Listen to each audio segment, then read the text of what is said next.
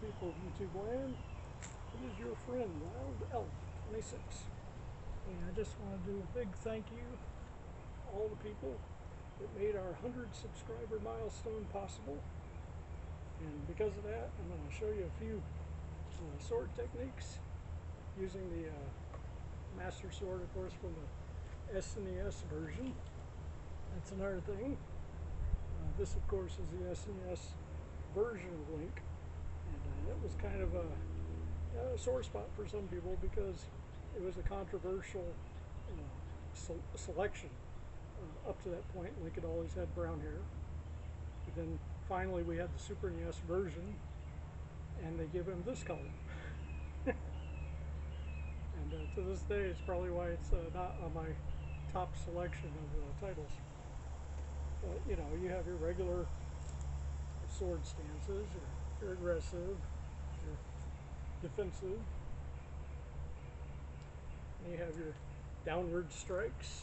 You know, Link is famous. He has that secret Cerulean swirl sword attack, which was passed down by all the members of his family, even though he was never taught any of it by any of them.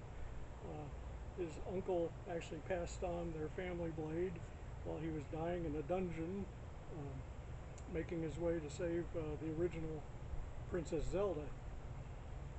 So and he tries to tell him in his dying breath something about, oh, save Zelda, she's yours, and then he just dies before he can finish the sentence.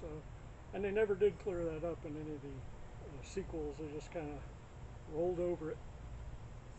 Alright guys, I realize the microphone is far away and you probably only heard half of this stuff, and that's okay, because this is, like I said, this is the 100 subscriber thank you video. I told you I'd be doing something wild, and so I think Link in a European Link colored swimsuit is probably something wild, plus the choice of the SNES hair color.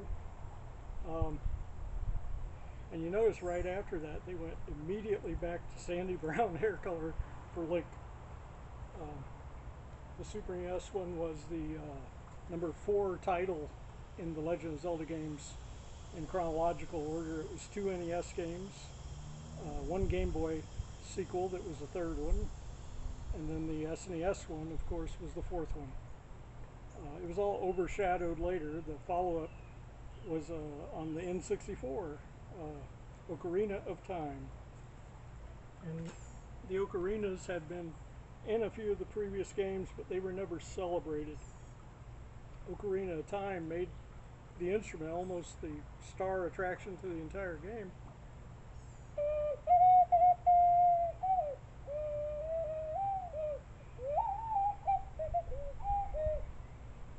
And this, of course, is a 6-hole.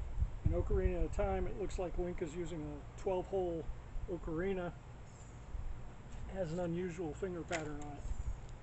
Most of them are in the note of C, and there are bass ocarinas, which are these big, large things, look like a puffer fish. And then they have these little tenor ocarinas, and then they have these really skinny ones that hit higher notes, the piccolo ocarinas. And these are all variations of an instrument that already existed before it was called an ocarina. It was called an English flute.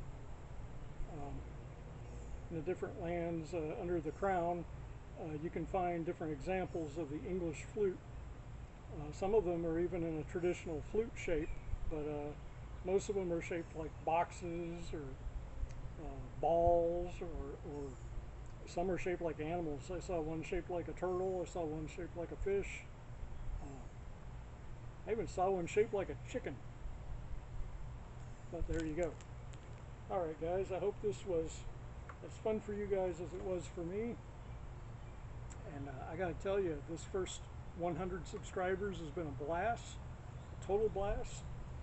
And if you guys want, at some point, if we can hit the 300 subscriber mark, as wild as this one was, hopefully I'll do something even wilder for that one. Alright guys, have a good one. Remember, may the Triforce protect you. and bless you all. Alright, have a great one, guys. This is Wild Elf 26. Oh, what did I do with that? I can't find it. Oh, come after that. Looks like I'm off on another quest.